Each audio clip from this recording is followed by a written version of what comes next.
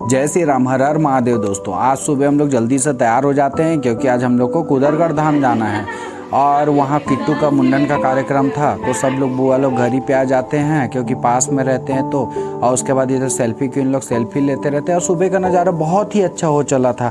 और हम लोग भी जल्दी से निकलने का तैयारी करते हैं क्योंकि बार बार सभी लोगों का फ़ोन आ रहा था। आधे लोग वहाँ पहुँचने वाले थे और हम लोग अभी घर से निकलने वाले थे।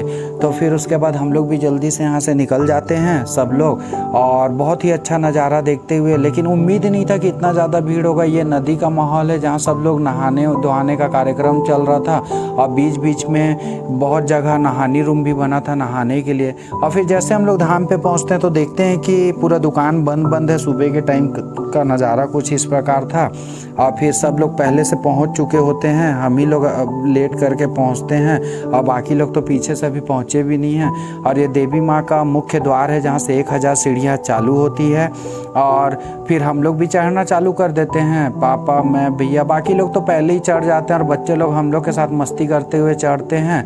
और उसके बाद फिर ये वानर सेना का एक वानर दिखता है जो कि सबके ऊपर नज़र रखे रहते हैं कि जैसे कोई कुछ लटका हुआ प्रसाद दिखे तो लूट के भागें। और मेरा तो हालत ख़राब हो गया था एकदम से। अरे कोई पकड़ेगा मेरे को।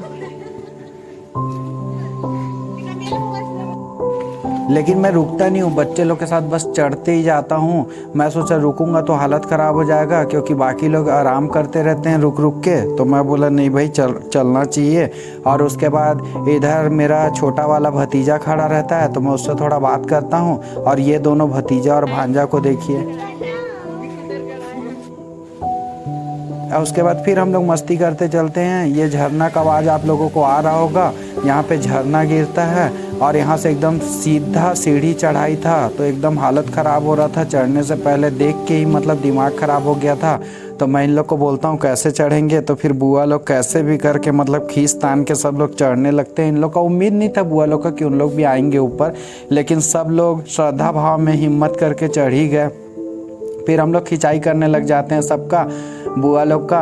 तो फिर उन लोग भी हंसने लग जाते हैं। और उसके बाद फिर मतलब हम लोग का तो इतना भी हालत ख़राब हो गया था कि लग रहा था क्या होगा। मतलब बीच भी नहीं पहुँचे थे, लगभग 250 सीढ़ी हम लोग क्रॉस कर पाए थे। फिर जैसे हम लोग बीच में पहुँचते हैं तो यहाँ भैरव बाबा का है जहाँ पे पूजा पाठ होता है माता का दर्शन करने के बाद। और यहाँ के लोग उन्हें झगड़ा खंड भी बोलते हैं। फिर ये दोनों फिर आ गए।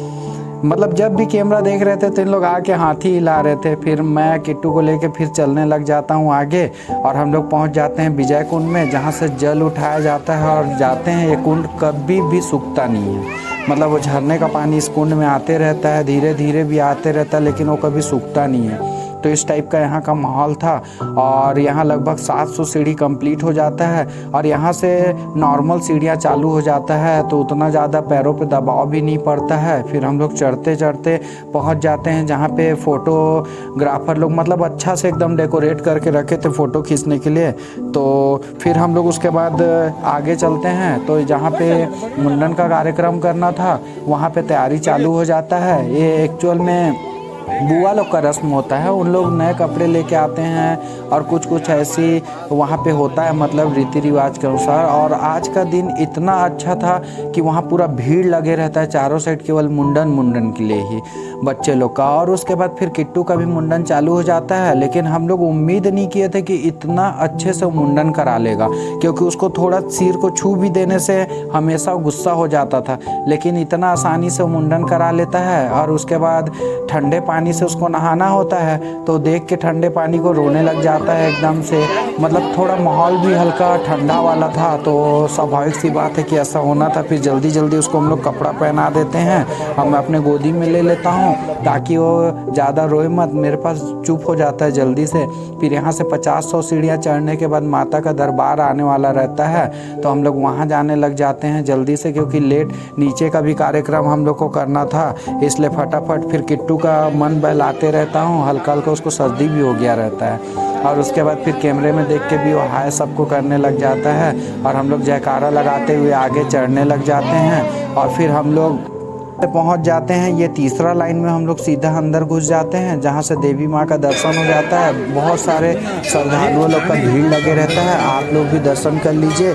ये माता का नया दरबार है और पुराना दरबार इससे भी आगे है, जो एकदम दुर्गम रास्तों से होके गुजरता है। इसलिए माता सपने में आके जो बैगा थी उनको मतलब स्वप्न दिए कि यहाँ पे मैं स्थापित हो गया हूँ ऐसे करके, तो यहीं पूजा होगा सब श्रद्धालुओं लोग को, मतलब एक तरीके से श्रद्धालुओं के ऊपर कृपा भाव से।